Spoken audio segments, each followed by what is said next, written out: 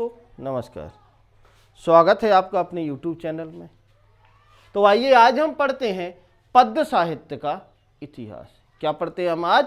पद्य साहित्य का इतिहास। हिंदी साहित्य का इतिहास अत्यंत गौरवशाली रहा है, बहुत ही गौरवशाली रहा है हिंदी साहित्य का इतिहास।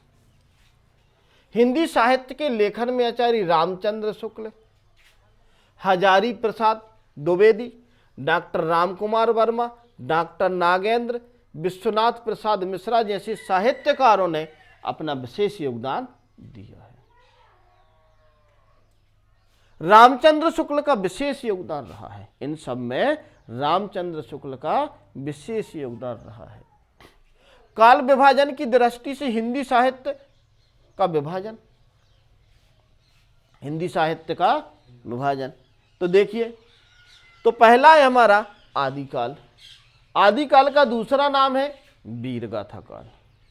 क्या नाम है? वीरगाथा। इसमें क्या होता था? वीरगाथा काल को एक छोटे से रूप में जान लेते हैं। वीरगाथा काल में क्या होता था? वीरगाथा काल का समय कब से कब तक है? वीरगाथा काल का समय 1050 से 1375 तक, 1050 से 1375 तक। और वीरगाथा काल में क्या होता था? वीरगाथा काल में कवि वीर रस की रचनाएं करते थे। अधिकांश कवि राज दरबार में रहते थे। अधिकांश कवि क्या करते थे? राज दरबार में रहते थे और वे पूर्णतः राज्य पर ही आश्रित रहते थे और उन्हीं का गुणगान करते थे। समझ रहे ना? हाँ, अच्छा। इसके बाद में मध्यकाल। मध्यकाल को दो भागों में बांटा गया है। मध्यकाल को दो भागों में बांटा गया है। कौन कौन से? पूर्व मध्यकाल। पूर्व मध्यकाल, इसका नाम क्या था? भक्ति काल। समझ रहे? तो भक्ति काल को कब से कब तक? 1375 से 1700 तक। भक्ति काल के प्रमुख कवि कौन है? तुलसीदास। भक्ति काल के प्रमुख कवि कौन से हैं? तुलसीदास। अब इसके बाद में आया उत्तर मध्यकाल। उत्तर मध्यकाल को रीतिकाल। तो रीतिकाल में, रीतिकाल कब से कब तक रहा? 1700 से 1900 तक। 1700 से 1900 तक। अब तीसरे नंबर पे है आधुनिक काल। आधुनिक काल को कौन सा काल कहते हैं? अपन गद्य काल भी कहते हैं आधुनिक काल को, ध्यान रखना। आधुनिक काल को क्या कहते हैं? गद्य काल। अच्छा, आदिकाल को क्या कहते हैं बेटा? वीरगाथा काल। तो आधुनिक काल को क्या कहते हैं? गद्य काल। और ये कब से कब तक रहा? 1900 से अब तक। 1900 से अब तक। अब आदिकाल, वीरगाथा काल की विशेषताएं क्या पढ़ना है हमें अब? आदिकाल अथवा वीरगाथा काल की विशेषताएं। राजाश्रित चारण कवि, इसमें क्या रहता था? पहली विशेषता क्या है? राज्याश्रित चारण कवि। मतलब इसका मतलब है अधिकांश कवि राजाओं के दरबार में ही रहते थे, राजाओं पर ही आश्रित थे, राज्याश्रित। समझ रहे ना? और फिर जब राजाओं के आश्रय में रहते थे तो वो क्या करेंगे? अपने आश्रयदाताओं का गुणगान करेंगे। समझ रहे ना? उन्हीं पे कविताएं लिखेंगे जो उनने अच्छे कार्य किए हैं, उन पे। तो उनका दूसरी विशेषता क्या है बेटा आदिकाल की? आश्रयदाता राजाओं की प्रशंसा। आश्रयदाता राजाओं की प्रशंसा। प्रशंसा कैसे बेटा? जैसे कि आप लोगों ने सुना होगा, एक के मारे दो मर जाएं। समझ रहे ना? तो ऐसा कभी हो सकता है कि एक के मारे दो मर जाएं? एक को मारो और दूसरा मर जाए? हाँ, घबराहट में मर सकता है, घबराहट में मर भी सकता है। और भयंकर जब युद्ध होता था तो ऐसा हो भी जाता था। तो ये प्रशंसा है, इसमें कहीं ना कहीं प्रशंसा है, आश्रयदाताओं की प्रशंसा है। सजीव युद्ध का वर्णन। युद्ध का वर्णन ऐसे करते थे जैसे लगता था कि युद्ध चल रहा है, भीषण युद्ध चल रहा है, संग्राम हो रहा है, समझना। हाँ, अब इसके बाद में चरित्र काव्यों की रचना। चौथी विशेषता क्या है बेटा वीर गाथा काल की? चरित्र काव्यों की रचना। पांचवी विशेषता क्या है? कल्पना की प्रमुखता। कल्पना करो, समझ रहे ना।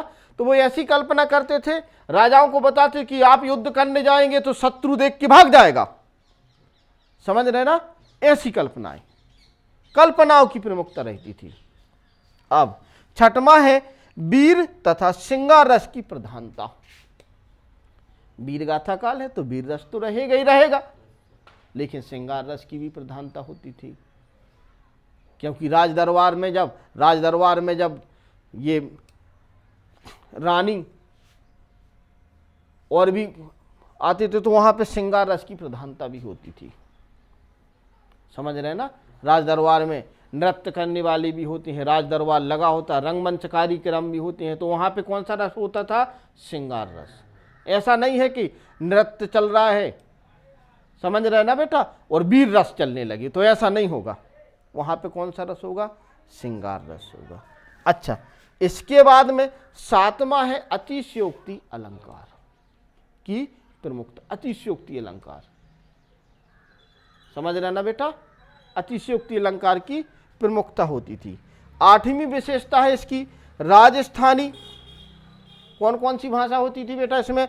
राजस्थानी, अपभ्रंश, खड़ी बोली तथा मैथिली मिश्रित भाषा की प्रधानता थी। ये कितनी विशेषताएं हो गई बेटा अपनी? 8। किसकी विशेषता हो गई अपनी? वीर गाथा काल की। किसकी हो गई अपनी विशेषताएं? वीर गाथा काल। वीर गाथा काल का दूसरा नाम क्या है? आदिकाल। आदिकाल कब से कब तक हुआ है बेटा? इसकी समय अवधि क्या है? 1050 से 1375। समझ रहे ना बेटा, ये ध्यान रखना। अब आदि का वीर गाथा काल के कवि और उनकी रचनाएं पढ़ते हैं, तो इसमें प्रमुख रूप से 8 कवि हैं। कवि तो बहुत हैं, लेकिन हम 8 कवि के बारे में पढ़ेंगे। तो पहला कवि है दलपति विजय। कौन सा है पहला कवि? दलपति विजय, और इनकी रचना है खुमान रासो। इनकी प्रमुख रचना कौन है? खुमान रासो। नरपति नाल है, दूसरे कवि कौन से हैं? नरपति नाल। इनकी रचना है बेटा बीसल देव रासो। तीसरे कवि रहे चंदवरदाई। ये कौन से कवि पढ़ रहे हैं हम? वीर गाथा काल के कवि पढ़ रहे हैं, ध्यान रखना इस चीज का। हाँ, तो कौन से? चंदवरदाई। तो इनकी रचना कौन सी है बेटा? पृथ्वीराज रासो। इनका कौन सा ग्रंथ था? पृथ्वीराज रासो।